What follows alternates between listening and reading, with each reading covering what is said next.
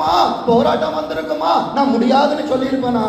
ஏசப்பா சொல்றாங்க, நீ யார் கூட பாருங்க, நீ சினிமா தேட்டரில் இருப்ப, நீ ஃப்ரெண்ட்ஸுங்களோட இருப்ப, உனக்கு பிரியமான இடத்துல இருப்ப, நீ சபைக்கு வர மாட்ட. கேட்டா எனக்கு வேலை இருக்கு, நம்ம நிறைய ரீசன் சொல்லுவோம். கழுதைக்கு பின்னாக நடந்ததான சவுலை கர்த்தர் தெரிந்து கொண்டவன் அன்றைக்கு ரொம்ப ஆண்டவருடைய சமூகத்துல ரொம்ப தாழ்மையா இருந்தான். ஆனா அவனுக்கு ராஜ்யபாரம் வந்த உடனே ஜெயஸ்தம்பம் நாட்டினான். கர்த்தர் அவனை தாழ்த்தினார். ஆனா ஆடுகளுக்கு பின்னாய் நடந்ததான தாவீது உயர்வுகளுக்கு மத்தியில ஆடுகளை அவன் மேன்மைப்படுத்தல, மற்ற காரியங்களை மேன்மைப்படுத்தல.